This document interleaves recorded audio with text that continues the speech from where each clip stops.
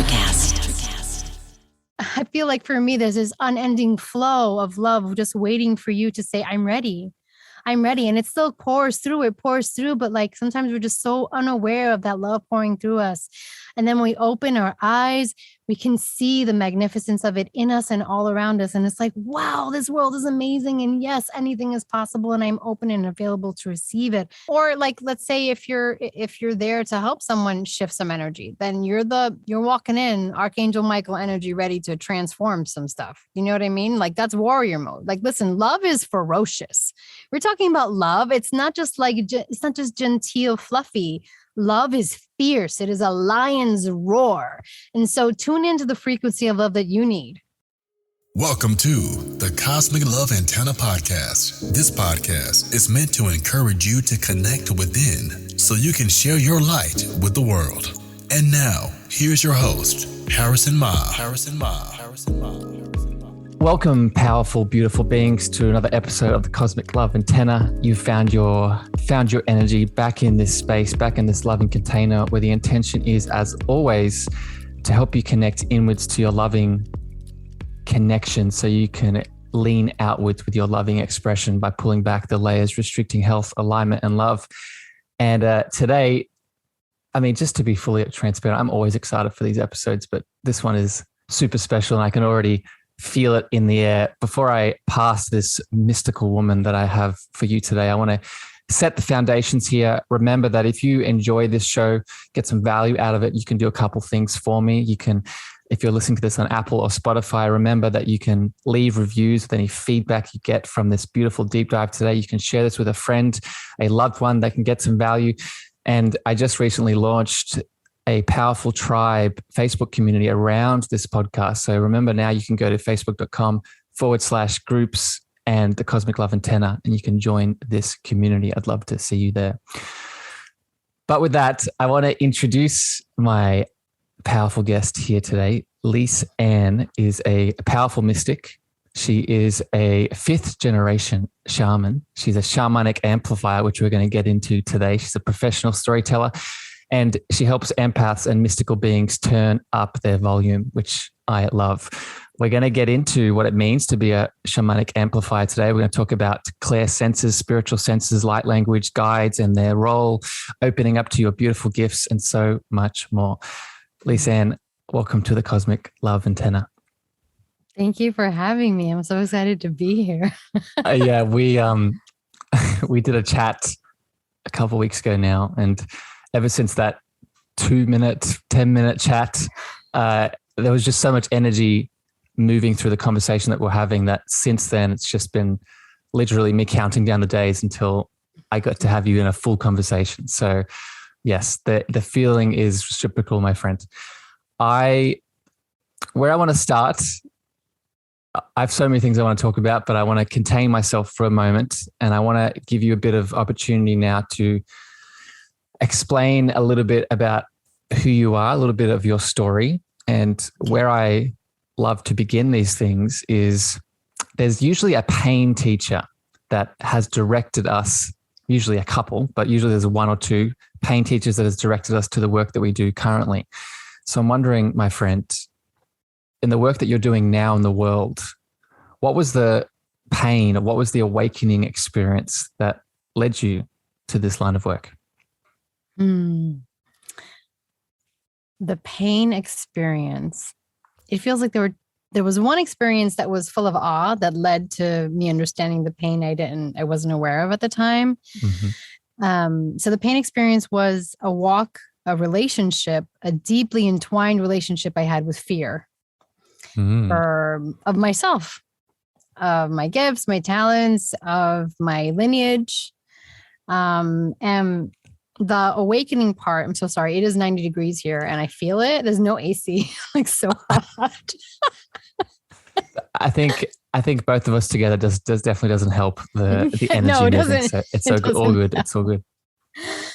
And so I think for this particular experience, I grew up with this in my family. We just called it Saturday, right? It was just part of like psychic development and divination and just all this energy work, laying on of the hands is what we called it. it was just part of the norm. And for a long time, no one spoke of it. It was definitely not related to growing up in Catholicism in any way. And I didn't really notice that there was a separation of some sorts and also a crossover. And other than Lisann, the just a question with that. You grew up in the US or in Puerto Rico?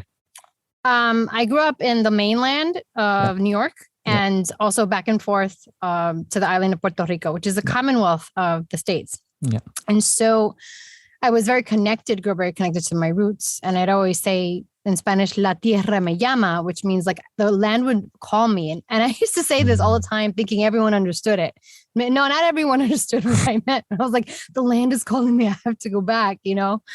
And I didn't even understand it for a long time. Puerto Rico was calling you or the US was calling you? Puerto Rico? No, Puerto Rico. Yeah. Puerto Rico would call me. The ocean would call me. The soil itself would call me. I was unaware of the way that I looked at the world was just part of my spiritual path. And so for many years, I blocked it until I came face to face with my fear and had to do that shadow work so I could shed light where light needed to be shed and let fear know that its journey was complete. I thanked it for its years of service. And I decided to alchemize it and let it go. You're just so casual. You're so casual in this adventure that you went on. I think a lot of people listening, they can relate to this. I know because I've spoken to a lot of the beautiful family that tunes into the show week to week. And I just want to, so a couple things. One, I want to say that grace that you emit, it's through work a lot of the time. You talked about the shadow work, right? Those layers that are restricting the light from coming through. Mm-hmm. Behind that is the grace, right? Behind that is the love. Behind that is the divinity. I think you calling a certain place in the world, calling you home. I think and I want to maybe get your opinion on this. I think we often overlook the fact that the earth is a soul, much like we are, right? The earth is a soul with energetic centers and parts of its energetic being, much like we are. So when you say something like that, when you view it through that lens, to me, it's just like, oh, of course, it's kind of like a soul contract or a soulmate, but now it's not with a person, it's with the land itself. Does that resonate, my friend? It does completely. I just think I didn't have the language for that for many years. It was just like, oh yeah, that's my normal. And people are like, what the hell do you mean the land is calling? But yeah, everything for me, I don't know. I think I see the life in all things. You know, I'm the one that stops mid-conversation and is like, a butterfly. Oh my God. And I'm just like enjoying all the little bits of the world that we sometimes ignore. And I wasn't always like that, by the way. I wasn't always like that. I think I'm trying to imagine. So thank you for sharing that, Lisann. I'm very much the same. I find it very hard. I spend a lot of time in my home doing a lot of work. And when I go outside, like yesterday, for example, I was sitting in meditation for about an hour and then I went outside and I was just looking up at the clouds for a good 10 minutes. And I was like, oh, I should probably walk and continue going to where my destination is instead of just looking up at the clouds and all the colors coming in. So I can relate. Yeah. I want to dive in now because I can't help myself. I want to dive into the beautiful work that you do in the world. And I think that foundation is necessary because while our past doesn't define us, I think it does create a beautiful container of who you are, the soul's journey that you've taken. And I want to dive into now the work that you do. And I think the best place to start is by maybe explaining what a shamanic amplifier is. And let's go from there. Well, I call myself that because I feel like my gift is to help others turn up the volume in their lives by finding peace and clarity within themselves, helping them activate their own gifts. And since I've been there, I know what it's like to hide one's light, be afraid of one's light, know that there's more, but not know how to access it. I feel like I stepped into the role I wish I had sooner. If that makes sense. Yeah. For listeners just tuning in, Lisann had a very confused look on her face. So yes, I feel it. So, so the way that I do that is, like I mentioned earlier, my Saturdays, I grew up with a lot of training I wasn't really aware was training. And then when I answered the call to be a shaman, which is a very spiritual experience and an actual call that came, it's like all the puzzle pieces came together and I was able to allow myself to learn and to access and the downloads on what energy clearings look like. Yeah. What does it mean for people? Like get the definitions behind things that kind of came naturally and how to dissect them so that way they can be palatable for those who maybe are just like sort of in the middle space where I'd been for so many years. Akashic readings, again, it's all just helping other people tap into what they already have, whatever they already have access to. It's like you have the key. I'm just showing you where the door is. Yeah. This is the door. Go, take the key. Go. You're the plant medicine.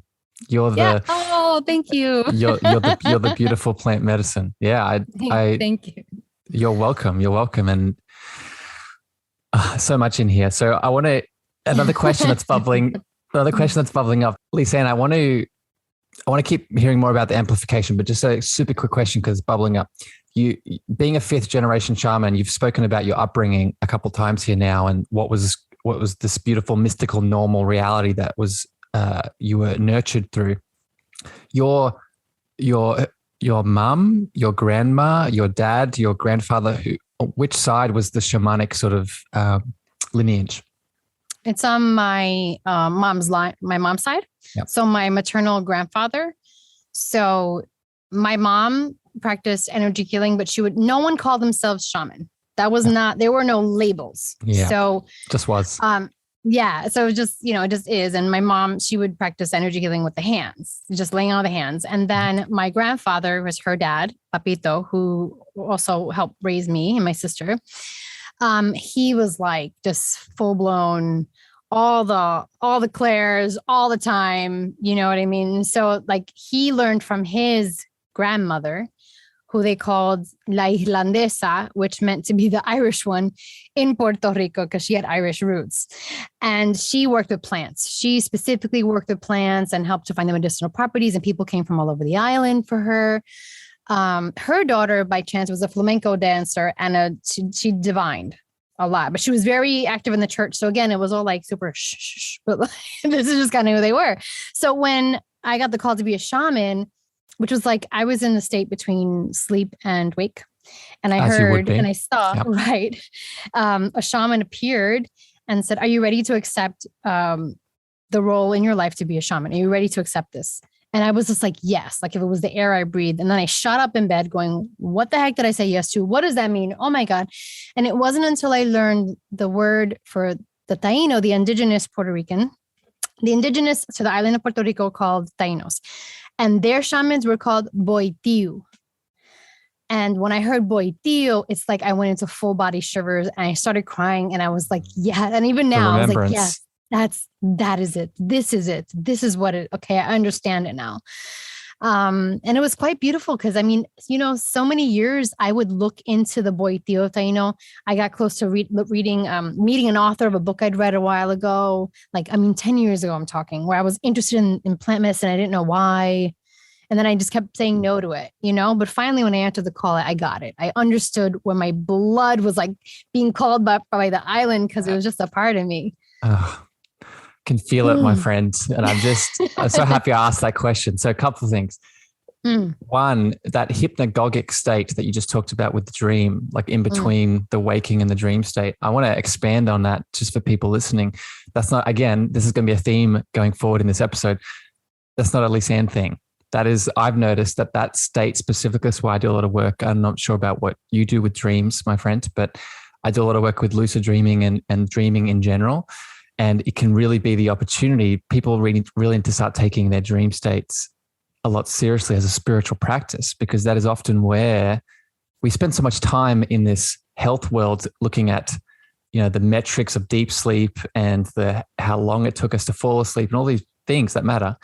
But we don't talk about these aspects of sleep. We don't talk about these ancestors visiting us in the sleep state. We don't talk about our activation and our spiritual wonderland in our dream journeys. And so if you're listening and that inspired you, use this episode to step into that dream ability, because it's definitely not a Lisann thing. No, we all can do it. Yeah. Yes. Speaking of being the container, my friend, let's go deeper now into the shamanic amplification. You gave a example of why and what you're doing. I want to give some examples here of why this is important.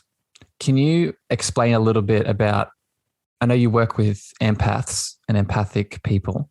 Mm-hmm. What do you unleash specifically? So when someone comes to see you as the powerful shamanic amplifier that you are, what opens in them? So obviously their power, but let's get specific here for people tuning in. What does it look like?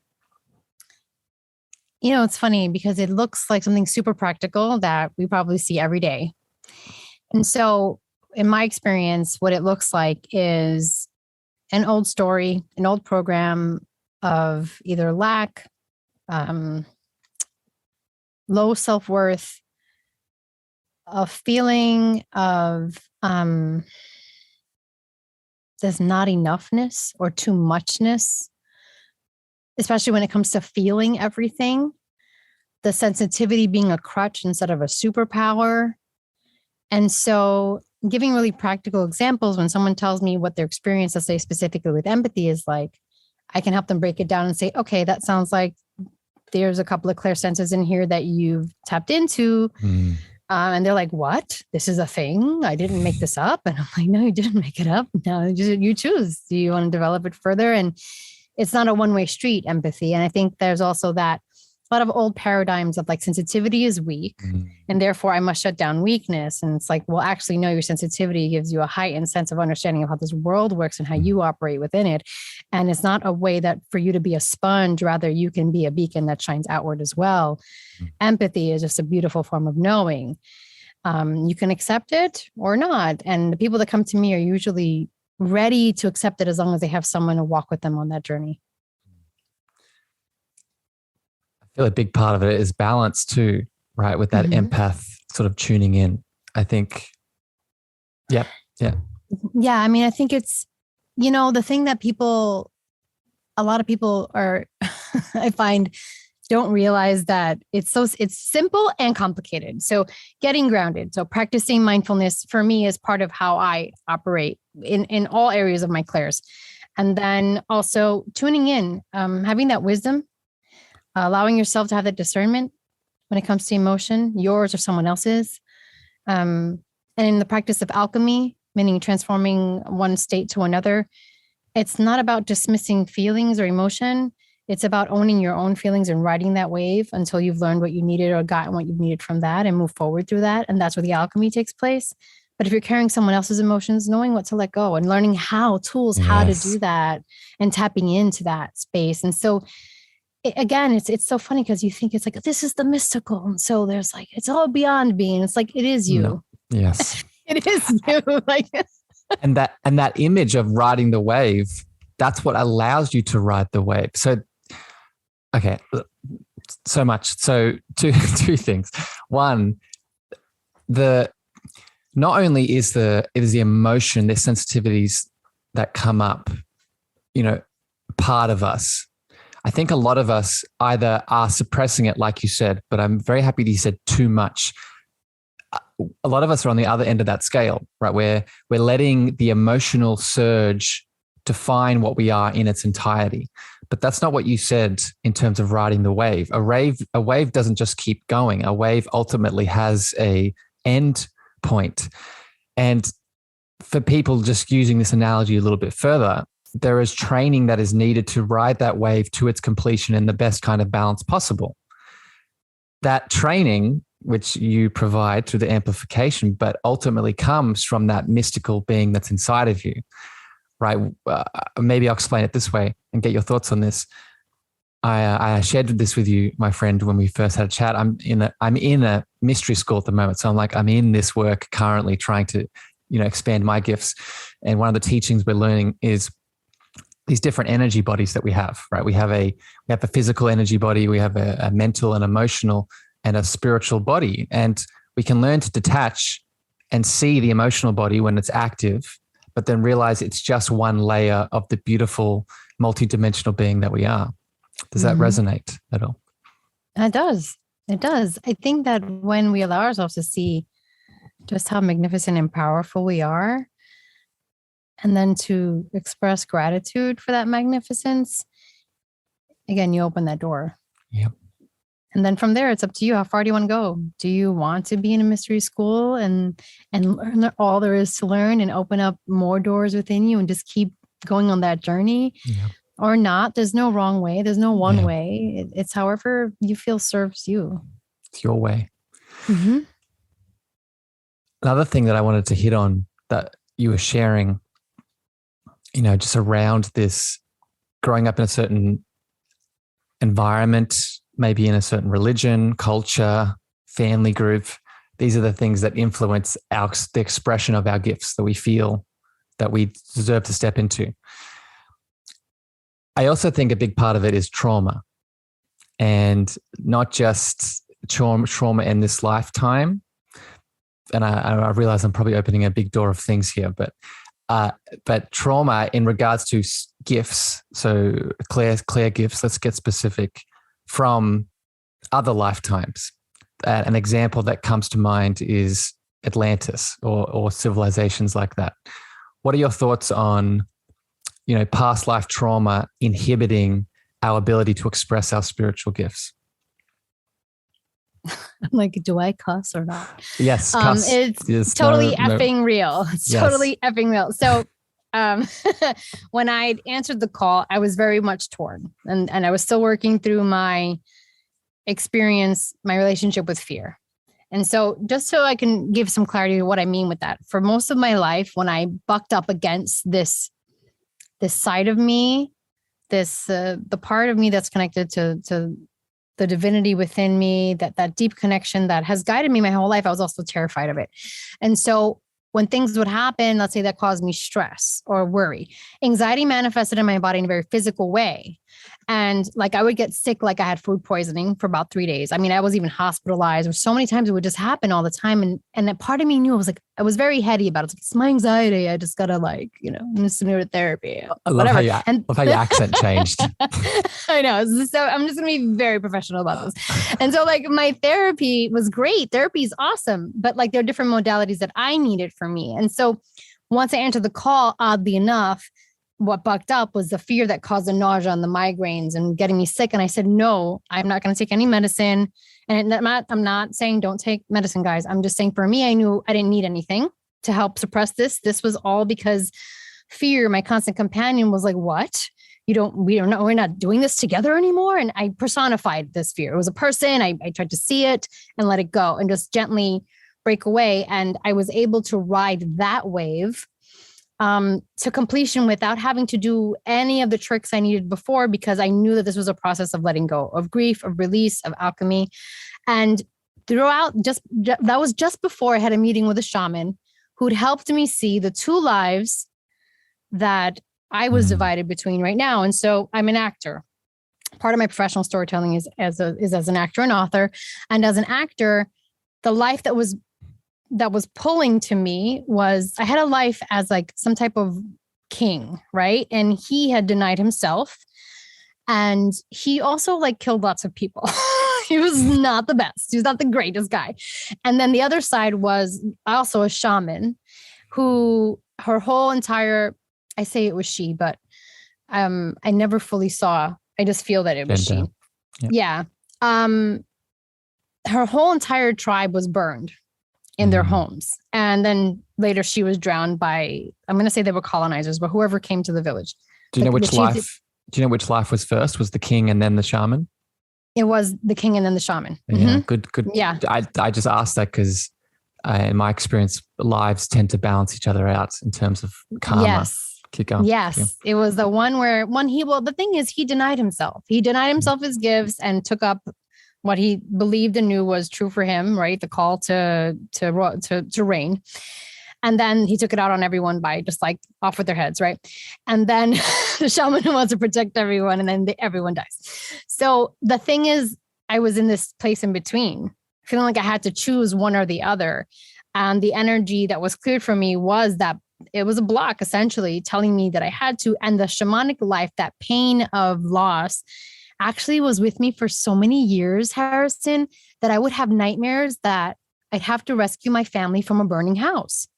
And I never knew why until I had the energy clearing. It was like your whole family was locked in their homes, these huts, and they were burned. And that was like, I wailed, I grieved, I let it go in such a like, and it, when you decide to work with a shaman, it starts the minute you make the appointment, not when you're on the call. It's energetically, it's happening. No, it's already, teams are aligned and things are moving.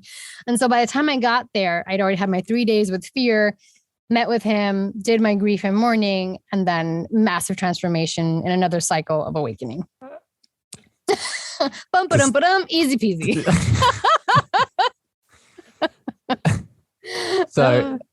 So thank you for sharing that. A few things. First of all, your king energy definitely makes sense. Just putting some dots together in terms of the way that you are as the beautiful being that you are. And the other side of this is, again, just for people listening, the reason I asked Lisann this is not only because I felt that she had a beautiful story to share, but also this is another layer that we can take. Right? This is, I think, a lot of people within their expansion, they don't go this far, right? They'll work with their inner child. They'll do their shadow aspects from this lifetime. Maybe they'll look at their mother line and their father line. But when it comes to past lives, I think it is trendy right now, but I still think there are a lot of people that are, asleep to the impact that it has on our current life expression. And I've heard this over and over, and I'm sure you have as well, exactly what you elucidated in your experience is the unlocking of gifts once we release, right? And and I want to maybe get your opinion on this. It works the same as if there was a childhood trauma in our current life. So many things to do, but a big theme that is consistent is the expression of the emotional resonance that's being suppressed, right? There's usually something, guilt, shame, anger, sadness, frustration, like fear, that's locked in the body, in this case, in a very genetic DNA sort of level. But once we can unleash that, using your words here now, then we can start to unlock the things that are behind it. Does that resonate, my friend? Yes, it does resonate because, outside of that example, there were so many other. So for me, when it comes to past lives, I'm always asking, the question I ask is, if we're going to do this, if you want to know, what's your why? Right? Are we just wanting to see if we were like the queen of Egypt and like, oh, so cool, like bragging rights, right? Or are you looking to find the lesson? Are you looking to see what is it that I need to I'm taking from that experience into this experience? How am I going to shine brighter in this life, knowing what I know from what I learned back then? And I say back then, but for me, it's all like happening simultaneously. And that's why we feel all these things like, and we're going to get super woo anyway. So like for me, it's like past, but time does not exist. And so it's malleable. And like, that's why these experiences are real. And as long as your intention is to learn and to grow, then I can dive into that experience. If it's for fun, there's so many meditations on YouTube that you can do and do a regression and just watch and just observe. And that's okay too. Yeah. That why I would copy and paste it to all of your spiritual practices, right? Past lives, dream work, Akashic records, connecting to all of it. That, just to give another example, that's how I've connected to guides. Guides want to be specific, right? They're not just, they are around us all the time in my experience, and they're always there. But in terms of the support that they give and the insight that they help us move through, it comes when we get specific with that why, right? Because they're not there to muck around. They're there to expand us into our love, right? So get specific with the thing that love can be directed towards. Mm-hmm. And then if you're afraid to get specific, then maybe seek out help to understand what the fear is blocking you from speaking your truth and understanding what it is that you actually want. Speaking of reaching out for help, you're in my mind, my friend. That's the next thing. That's the next thing I want to go back to here. I want to highlight from your perspective and people who listen to this podcast. I spend a lot of time on Clubhouse, and I have a club called Holding Space, and I promote the idea of holding a safe container for the growth and energy to flow. I want to get your thought now. You've already talked about this to a degree, the power of walking someone home back to their light. Why is this so significant? Why is this such a powerful characteristic, element of this shamanic amplification? Why does this work so well for people trying to go back into themselves to remember their truth? I wish I could give you straight answers. I always want to dive into a story. I'm loving your stories thus far. So whatever direction you want to take, my friend. I feel like, so back to therapy. There's different types of therapy, right? There's just like talk therapy where you just talk and maybe someone doesn't speak to you. They just listen and you move on and you get that form of release, right? And then you move forward. Then there's the back and forth where you dissect information. There's all different types of modalities, right? Then there's just, let's say, talking to a friend. Same thing. You can just spit out all your stuff and dump it all, and great. Your friend is awesome for doing that for you in that moment. Or they can actively listen and make you feel heard and understood and use active listening tools. And then there's holding space. Holding space is an energetic dance for me. It's like I'm this straw. I'm a cool straw, this conduit, right? And we've decided to engage in a dance together.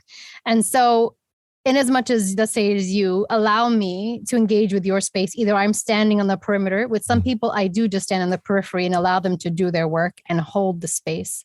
Others, we're in a dance together, and there's an energy like being like a filtration system sort of happening. The more that they speak their truth, the more that they get the clicks going on in their mind, and they're doing the math and whatever, and it's all just sort of happening, and I'm in the space with them. And then there are times where I'm able to dive in and help guide, depending on the flow of that energy. Are you a movie? I know you spend time acting, but are you a movie buff in general, my friend? Oh my gosh, I'm afraid to say buff, but I do love movies. I love watching movies. Have you watched Lord of the Rings by any chance? Yes, I have. Yes.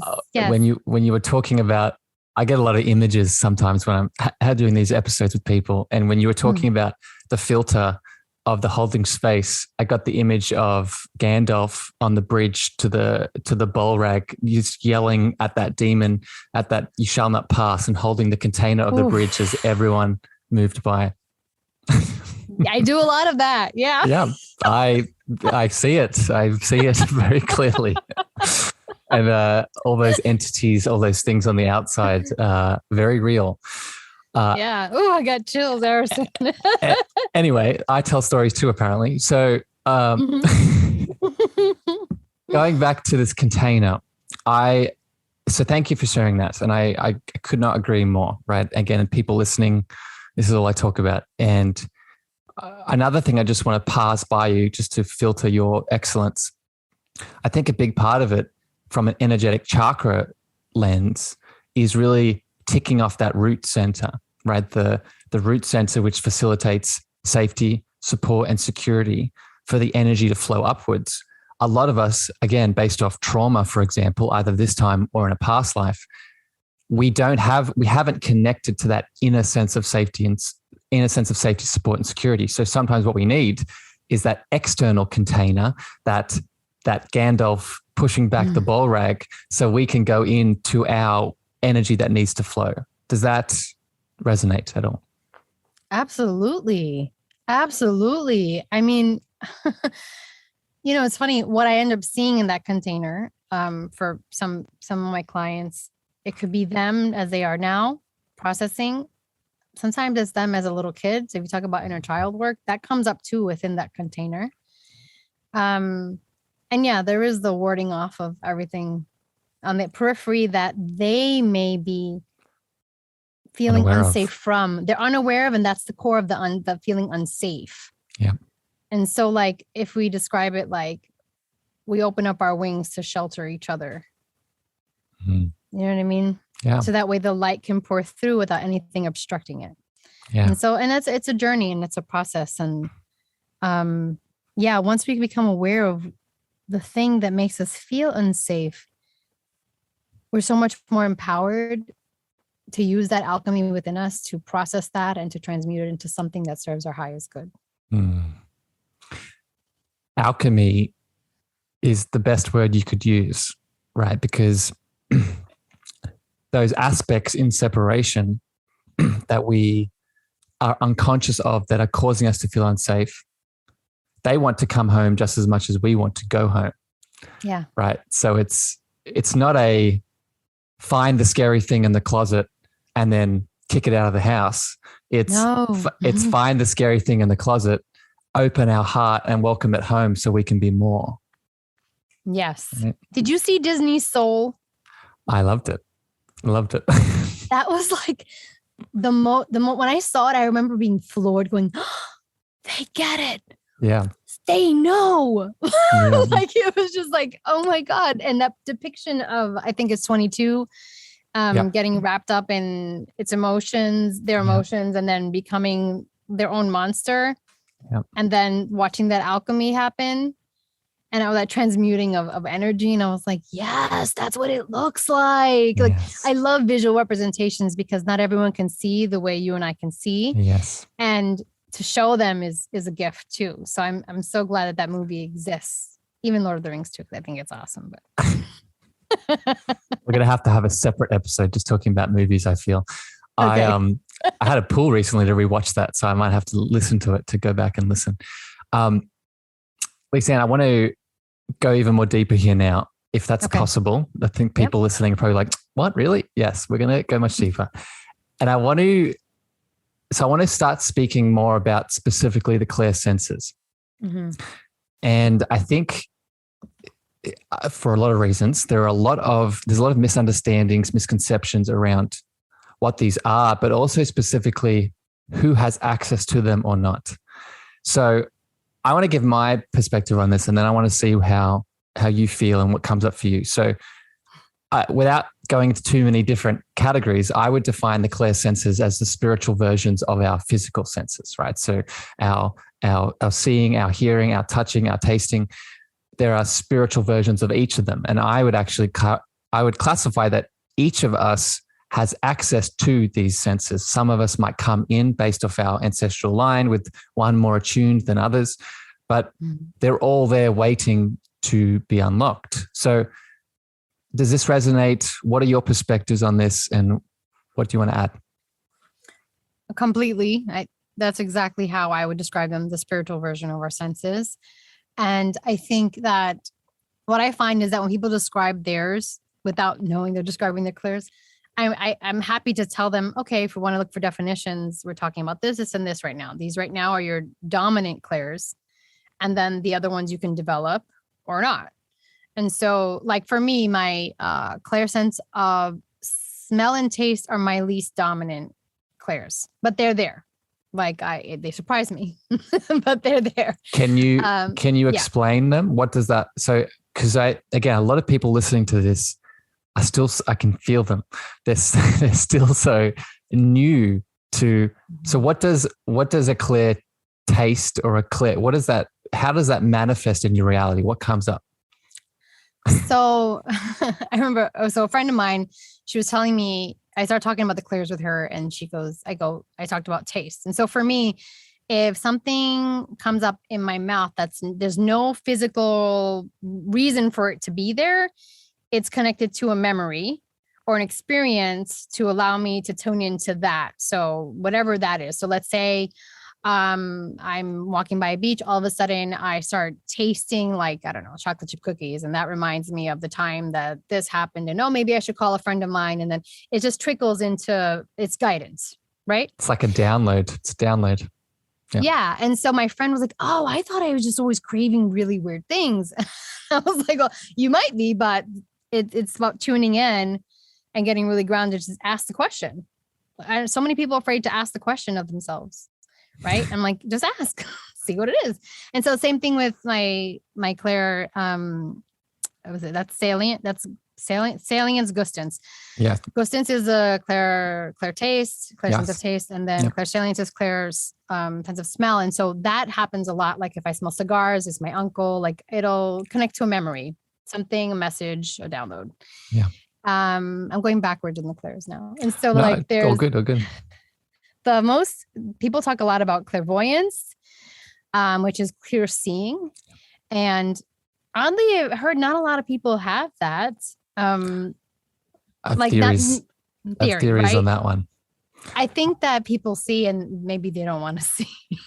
Well, so yeah, I think it's that. I also think there's a lot of collective trauma with that specific sense. I think I think whether it's through witch trials, whether it's through Atlantis, whether it's through other, societies in which we all were living together, I think that sense in particular, there's a lot of collective trauma that is waiting to be unlocked, that is stopping people from stepping into it unconsciously. So anyway, I keep going. You were flowing. Anything else you want to add on that? Yeah. Oh, on clairvoyance. No, I love it because I love seeing, and it shows different levels. It's all levels. It just depends on how strong you've developed your clair. Then there's clairaudience, clear hearing. And my grandfather used to always say, "Me lo dicen en el oído." They tell me in my ear. So his was a very strong clairaudience. But for a long time, I didn't know who they were, or who was talking to him. I found out later. So we've touched on 4 clairs. The other one's clair cognizance. So clair knowing. That's a very powerful clair. I find that people get very frustrated also with that clair because they'd rather see or hear. They want some other tangible evidence. There's clair feeling. Empathy. And Clair empathy. Right? Yeah. Yeah. And so people dissect that in different ways. I can see that. I've done like a little diorama of like, okay, so there's clair sentience, which is clear feeling. But that's also clair empathy, which is also a type of clear feeling. Yes. And there's clair tangency, which is also another type of clear feeling. But for me, they all work in tandem on some level. So I can feel someone's feeling it next to me, right? And I just call that my clair sentience, right? But then when I feel their emotions, whether they're here or in another country, that I feel like that's my clair empathy. If I'm in a room full of antiques and I pick something up and I get a download on who it belonged to or what that was about, or I just get overwhelmed with energy around me, that's like clair tangency, right? The more objects that hold energy, the more that clair ticks up, and different people can respond in different ways to that. But those 3, the clair tangency, clair sentience, and clair empathy, for me are all part of being an empath. Beautiful breakdown, my mystical friend. And that I think I've never heard anyone explain it so succinctly before. And I think so. A few things. One, I would go, for people listening, I would go back and listen to my episode I did on the difference between, and this is so important when we're connecting into these clear senses in my experience, learning to distinguish between thinking, feeling, sensing, and intuiting, right? We tend to forget, we've grown up in a collective where we only focus in on the thinking paradigm in which we process information.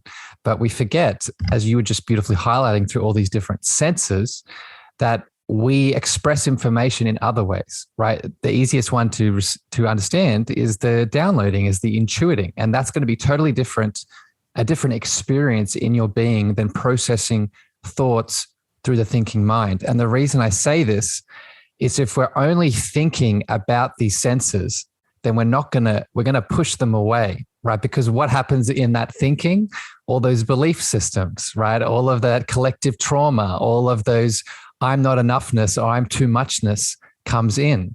So just to add on to this beautiful breakdown, as you're tuning into these gifts, make sure you learn to distinguish between when the thinking mind is active and when other parts of you are active. Can you relate to this at all? Yeah. Especially when, so I meditate a couple of times a day in different ways, but when I'm doing the typical sit down one, relaxing my mind, relaxing my body are really important. So that way I can become that clear channel to receive. Because I'm cluttered with thoughts, ideas, other programs are running. Yep. Yeah. Close all the other windows. let's just keep this one channel going, you know? Another beautiful image popped into my head of the desktop with the 500 tabs open. It's more just closing all them down so the divine light can express through you, right? Yeah. Going back to something else you said that needs to be stated is asking one yourself what's going on. Ask, okay, what is, like, allow communication to occur, but also asking your support team around you, right? We talked before about being specific around asking for guidance. Well, asking about your clairsenses and which is which and what is going on and what is this connected to, that's a pretty specific thing to ask the support team that is around you all the time. Do you have any experience with that, Lisann, from that guide in connection to your senses perspective? Well, when I was creating my program for empaths, that was a question that I kept asking. How can I explain this better? That was the question I asked. I think I just sort of understood my clairs and then found the human way to break it down. Like, how can I explain this better? And how can I explain the way I experience it better? Because not necessarily the resources that I saw outside of the channel when I went to go find the external, they had different definitions. People sort of have different opinions about it. And that's okay. There's no wrong. It's whatever sort of resonates with you. It's all very similar. Yeah. But that's the question. How can I explain this and work through me? I would say, will you work through me? So that way it would be just the channel would be clear for the information coming through. Yeah. I mean, I think I've done that my whole life. Will you work through me? You do this.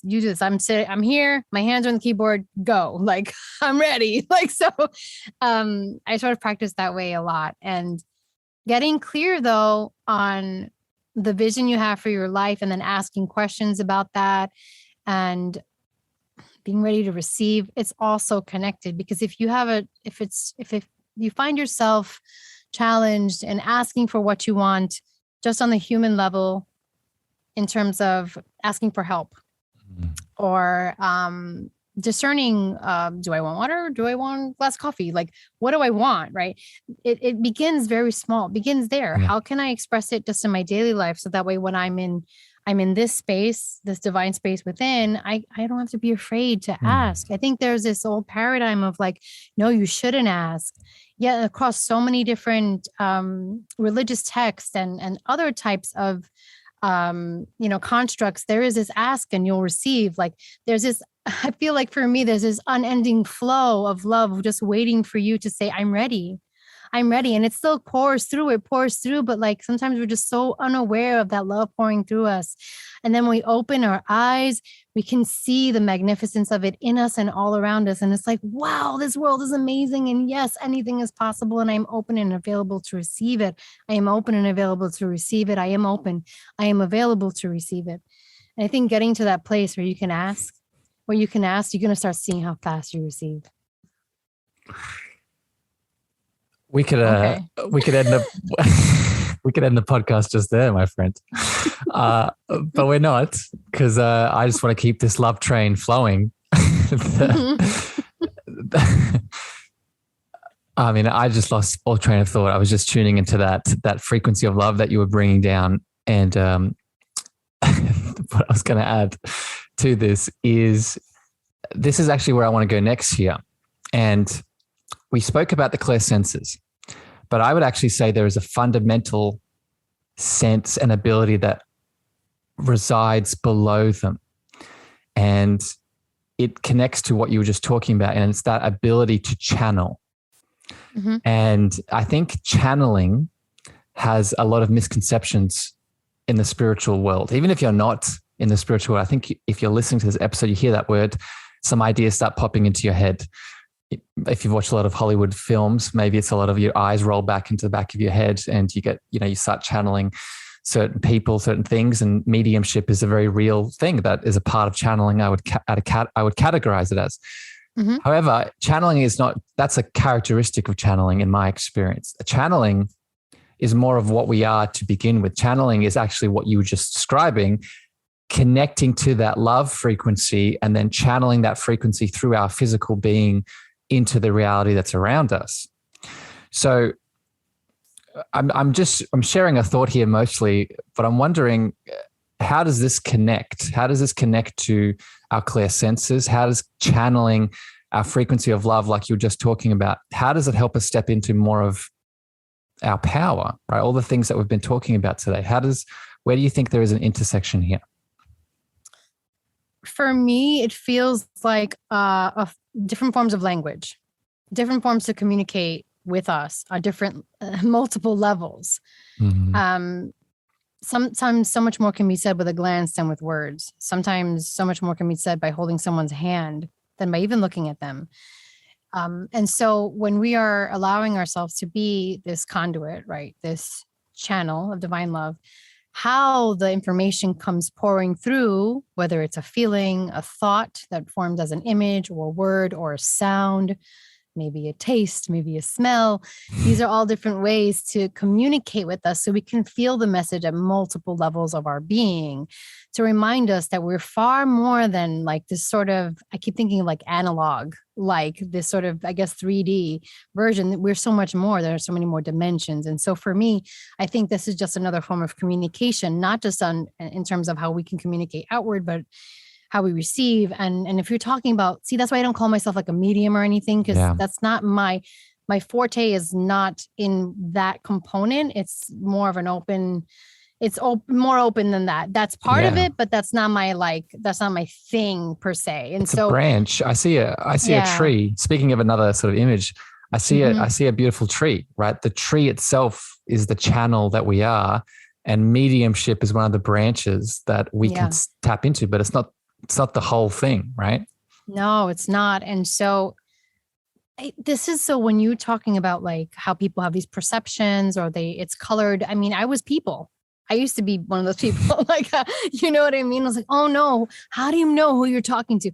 And no one would give me an answer for a really long time. I was like, how do you know because I was terrified. Well, I don't want anyone walking through this, straw. Like, how do I protect myself? What do I do? And it took me a journey to realize like, oh, you're always protected and you are always in control and you get to say no. And you get to say yes. And the feeling of unconditional love is unmistakable. It is unmistakable. If you've ever had like a dream, and for me, these are like some of my lucid dreams where my soul will scream, no, right? If something is showing up, it's like, no, it is like Gandalf with the staff. No, like that. So, I mean, trust your soul to know. I love how you've embodied that Gandalf. I love it. I'll take that. But yeah, I think it's just forms of how we can best communicate even further than the way we do with language now. We talked a little bit about this light language stuff before, I remember. We're going there next.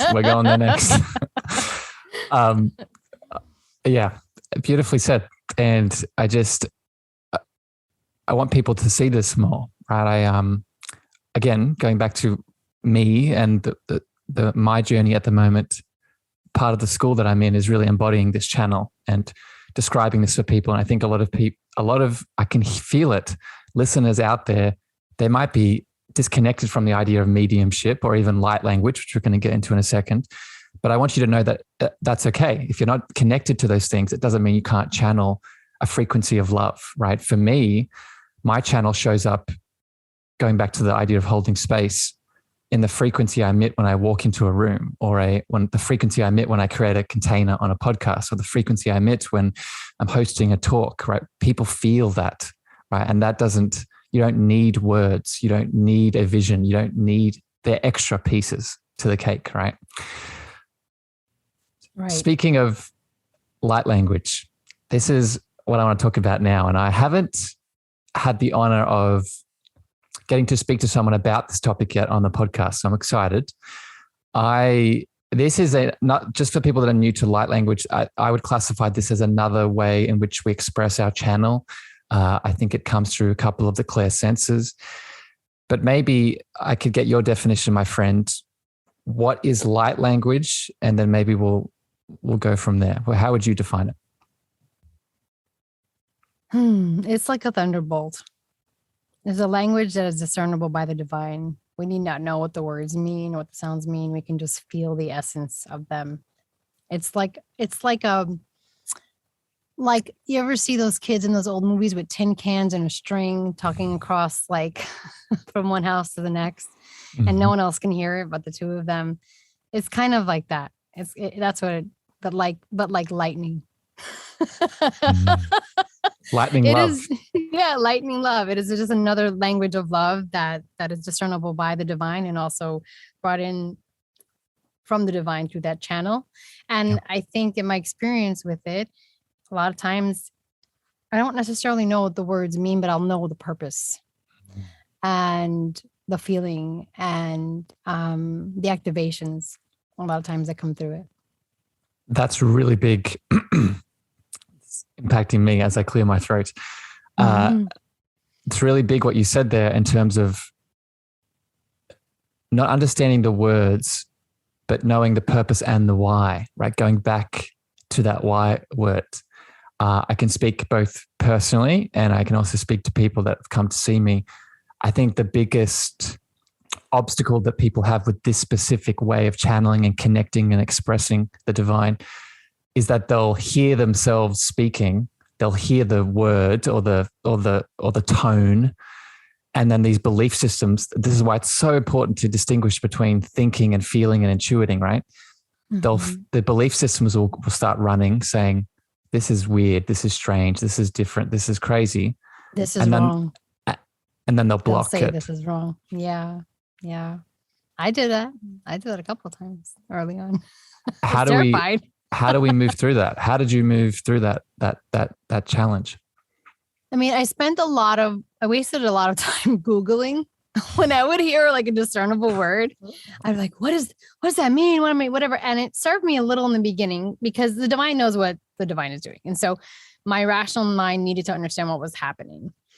And then it was getting a little out of hand. But I think the reason why, it's funny, when I came up, so one of the words, you may know it, I can't even tell you the definition now.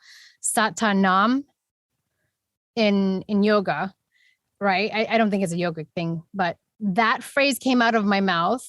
But I heard an old program in Spanish. It means the devil, most of those letters. And I go, oh my calling, what is going on? Oh my God, right? I was freaking out, shut this down, whatever. And divinity laughs like, you're funny. So I just like, it was about self-trust. It's about trusting the divine within me, right? Knowing that like, I am already protected. And I feel like going back just for a minute, Harrison, if you'll permit me, if someone is early in their journey, then these are tools that help me early on. One, if you feel fear, you are protected, but fear is a door. Fear is a door that invites the energy of fear in. And so we open that door, we will experience that because that is an invitation, right? And so one way early on to allow yourself to be less afraid so you can experience the fullness of your gifts is to just set a rule, set a boundary. I only allow the highest forms of unconditional love in, right? And define it. Be really specific. If you're encountering a guide, then just be really clear. Who do you serve? Who do you serve? And if they say unconditional love, we say, do you serve unconditional love? They say yes. They cannot lie. They serve unconditional love. You can continue the conversation. If they say silent or they say no, so you know what, guys, not uncomfortable with this talk. Check you later. Shut it down. It's okay. Like, you don't have to continue. And so these are like, use your language to create the parameters of your experience. Just listening to the podcast right now, just revert back 30 seconds, listen to that piece one more time, right? I think this is a big religious programming. Within this conversation, there's a lot of fear around something's going to come in and just control us and take us away. And as if we have no choice, as if we have no power in the situation. That is not what you just said. What you just said, you reminded us of the constant free will that we have and the constant power we always have inside of us to step back into, right? This is probably a whole other conversation around entities, but one thing to remember is that we need to look at the Hawkins scale of consciousness. I don't know if you are familiar with the Hawkins scale, but these lower vibrations of fear, guilt, and shame, and one way to sort of push up against them and make sure they leave is by raising your vibration, raising your frequency. What is a higher frequency? What is a higher vibration? Or love, openness, right? So not only stepping into your power, stepping into your free will, but stepping into your power and free will from a space of love, right? One way to make that entity, that fear, that scary thing move on is by changing your polarity, right? We don't live in a evil / there's not these two big entities in the clouds above us. We live in a universe of polarity, positive or negative. So if you're attracting negativity, change your polarity so you push it away. Does that's just what was coming up based on what you were saying. Does that resonate, my friend? Yes, that does resonate. I think that might be challenging information for someone to digest, right? We don't want to believe that. So if you want to talk about other phenomena, like walking into a house where you're like, something is off here. Well, you have the choice to walk out. Yeah. You don't have to be there. But you also asking what's off in you to pick that up. Right. And so, or like, let's say if you're there to help someone shift some energy, then you're walking in Archangel Michael energy, ready to transform some stuff. You know what I mean? Like, that's warrior mode. Like, listen, love is ferocious. We're talking about love. It's not just genteel, fluffy. Love is fierce. It is a lion's roar. And so tune into the frequency of love that you need. You know what I mean? You can whisper, you can roar, whatever you want. You're making it very hard, my friend, to pick a soundbite for this episode to promote it. There's so many bits in here that I want to clip. So, Lisann, to say that I've thoroughly enjoyed this chat would be a ridiculous understatement. It's been a fun, energetic roller coaster, and I want to be mindful of your time and energy. And I have one more question I want to ask you, but before we get to that, I now want to sort of play with you a little bit, and I want to set the intention of, people have been tuning into this whole time, but I want to now show them even more sort of this amplification that you provide. And I spoke about this before we got on the call, and I had this experience when we had our pre-chat of you tapping into my energy and sort of the things that were moving through me. So I'd love to maybe throw it back to you now to step into this a bit and maybe show people listening through their clear senses, maybe as they're tapping in, what this looks like, right? What this looks like to maybe tap into me and what comes up around this. And I'm just going to jump in here, beautiful soul, before I pass it over to Lisann.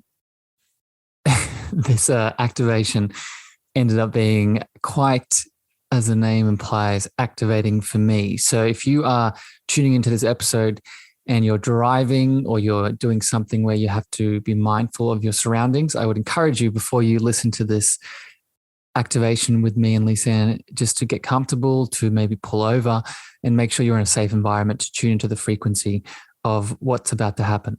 Enjoy. Okay. So I'll just put the caveat that when we're doing this, you can step away from this experience and you don't have to participate at all, or you can, however, whatever feels good for you. Okay. Step in. So I'm going to take a deep breath in and release.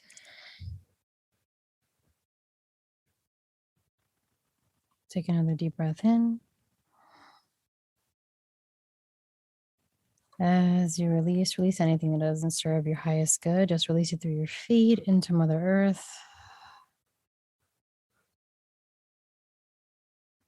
And take another deep breath in. Inviting the highest forms of living light as you exhale.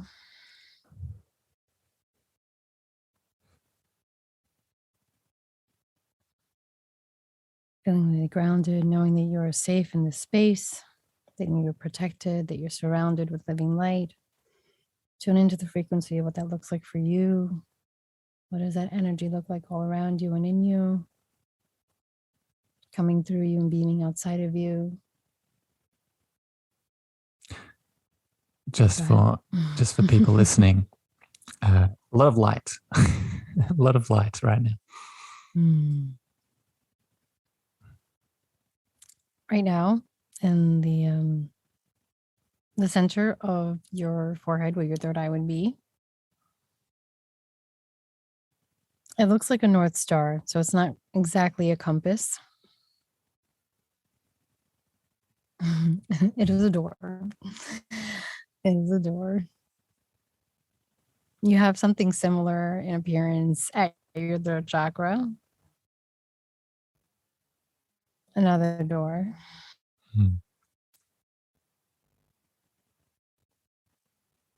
And so if you feel called, you can use your hands to touch these spaces 3 times. You're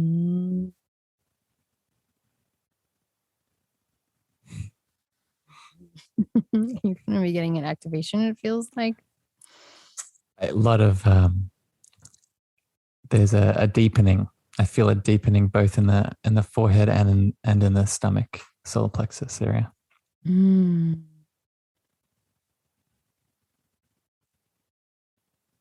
Echunagadaroi. Atahani arai. Arawai hayeta nuaye hana. Hana aru kunuaye atanasheru kuhora hayetana. Horu akana heyashi utunuaye.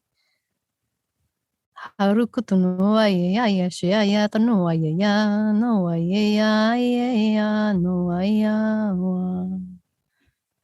Awaye ya noaya wa no. Eshunuaye. Will you wipe your forehead for me? And with the other hand, wipe your throat.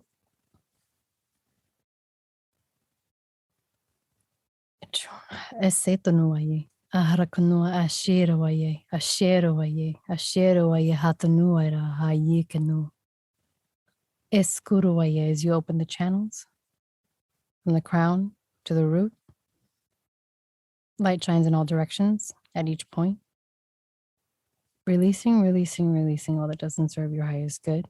Opening up the door to receive more light, more love, more empathy and hope.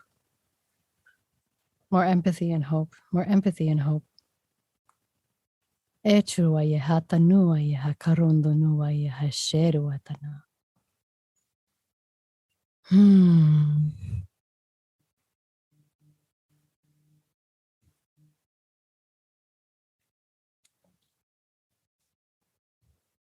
What are you feeling right now? My hands can't stop shaking. That's the first awareness that's bringing attention. There's also, all I see is expansive light around me. And I see now, as I'm explaining it a little bit more, I see a field, an auric bubble around me. And it's light on light. So there's a bubble of light that is expanding, not even out from a specific center, just coming out of me in general, in a beautiful bubble that is moving through white consciousness everywhere. If that makes sense. Mm-hmm.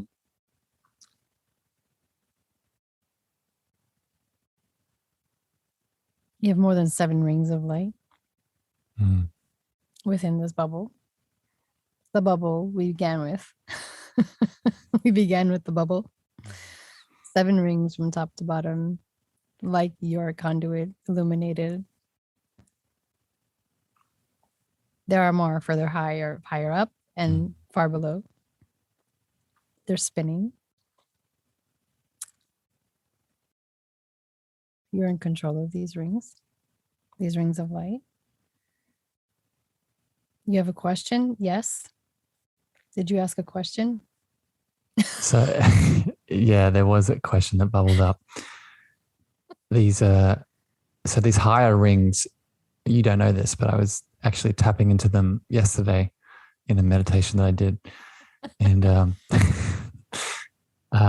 there was a question of, I feel these come up, they come up unconsciously, or they activate with sort of no conscious action. And I guess the question that comes up is, how do I more consciously activate and tap into these higher, the lower rings too, but mostly the higher rings? So as you were verbalizing the question, what I saw was a huge golden spear shoot through all the rings, coming from the highest, going right straight down, anchoring below. Does that bring up something for you? Well, it brings up exactly what I was doing yesterday. And so again, just to give more context here, I focused in on an activation yesterday where I was anchoring my higher spirit, my channel, into the soul of Mother Earth and my earth heart center and ring. So that's consciously what I was doing in the meditation yesterday.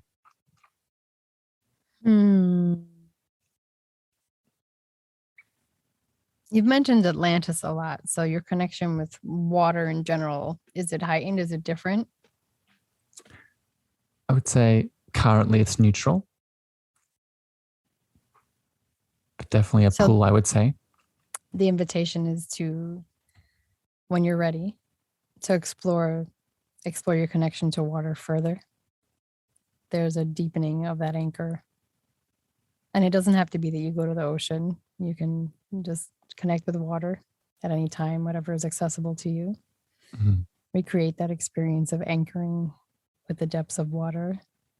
Something about lightning again with you.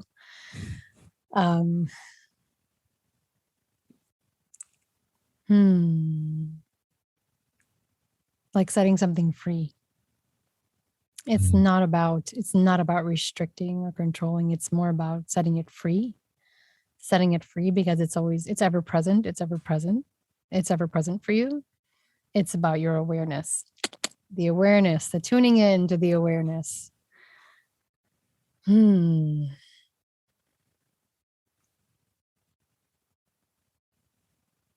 gosh, so many mythical avatars showing up. Interesting. So the answer is like, yes, the abilities of these mythical avatars are accessible. I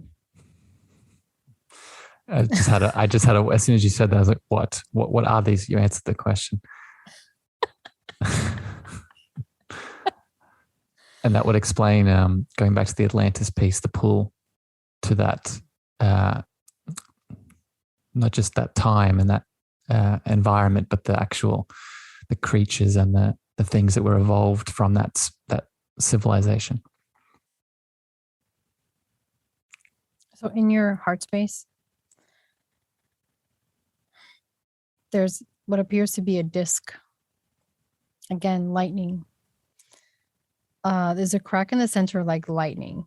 Energy is moving. As I'm talking about this, one side looks pink, one side looks blue. So it's not some traditional colors. This looks very different to me.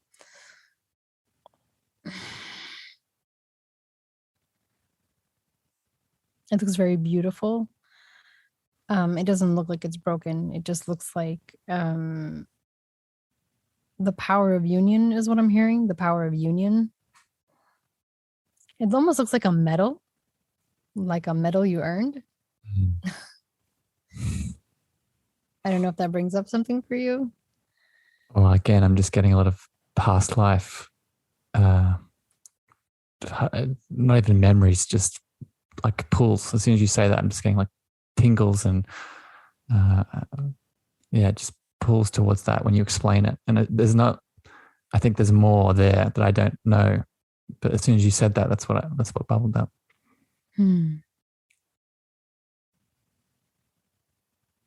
So with left hand to the sky, if you feel comfortable putting your palm facing upward, Keeping your right hand grounded. Opening up to receive.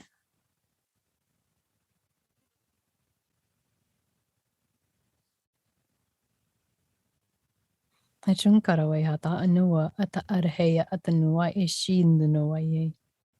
Haruwa ye harakana haye shiatanua ye handanoa. Handanoa harukonoa ye anoa ye ya. Sharuayeti. Sharuayeti horuayeka. Taking that hand and putting it in your heart space if you feel comfortable.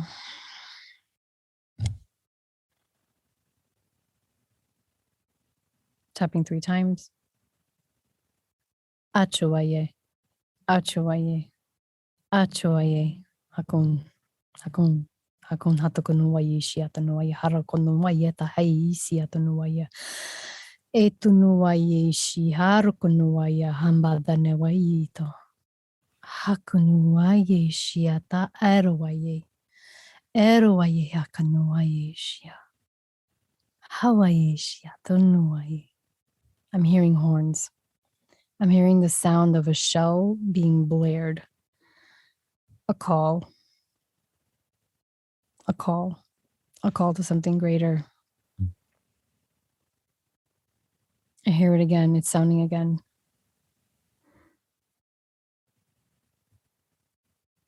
You're about to go on a magical trip, Harrison. I don't know. This is so beautiful. How are you feeling right now?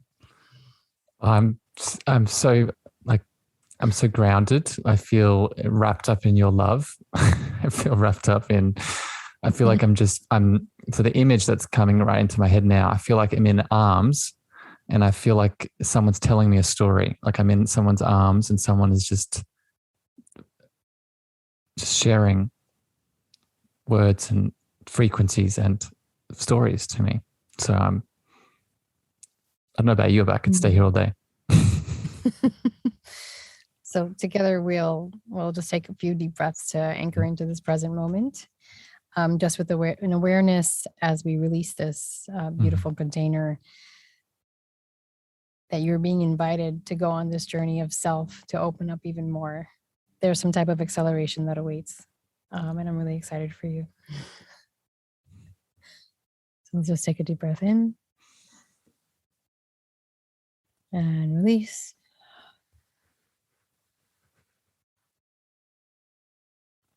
Take another deep breath in with gratitude. And release, allowing in more joy. And take another deep breath in, anchoring into this present moment as you release.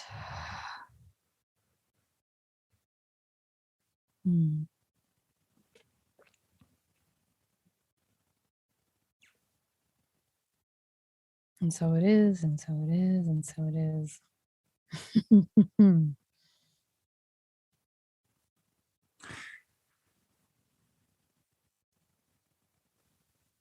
So thank you, my beautiful mystical friend. I hope listeners were able to go on that journey with us, or you were able just to tap into the frequency, just to address what you asked at the end about my journey, my expansion. I'm at the point now where I'm very grateful for this. This is not me being not being prideful about this, but I keep hearing that. And I'm at the point now where I hear someone like you say it to me, and it just washes over me as like a loving affirmation of just all the work that I'm doing and steps I'm taking, talking to people like you. And so just gratitude. Thank you for sharing your gifts with me. And I need to integrate a bit of that. But okay. Thank you for sharing. I want to now give you the opportunity, my mystical. I think we've had connections in the past. I don't know how you're picking up on this. So calling you a friend, I think is, when I say that word, there's more to it. So let's just say, past life connection, my beautiful past life connection, I want to now give you the opportunity, if people have been listening and tapping into the work that you do, the explanations that you give, the amplification that you provide, how can people get in touch? I know you do programs, you have courses. Where can people go? To work with me, you can just head over to lgvalentin.com. And there you can explore whether or not you want to work with me on a one-on-one. If you're interested in signing up for the next round of my Empowered Empath Masterclass. And all my links to social media will be on lgvalentin.com. But I encourage anyone who's seeking someone to walk alongside them with their journey, just to tune in to see what their heart tells them and what feels right for them. That compass is undeniable.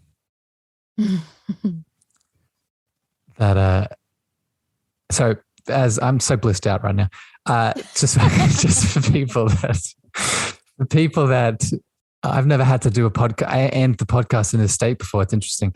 As always, beautiful listeners, I feel like I've come down from speaking of plant medicines, this is very interesting. This feels like a come down from a medicine where I have to integrate back into the 3D reality.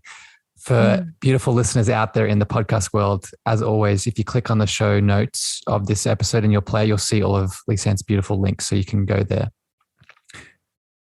I want to end this conversation now with the foundation of this show is about love, is about cosmic love, is about connecting into that heart space that we've moved throughout today in many ways and expressing that into the world.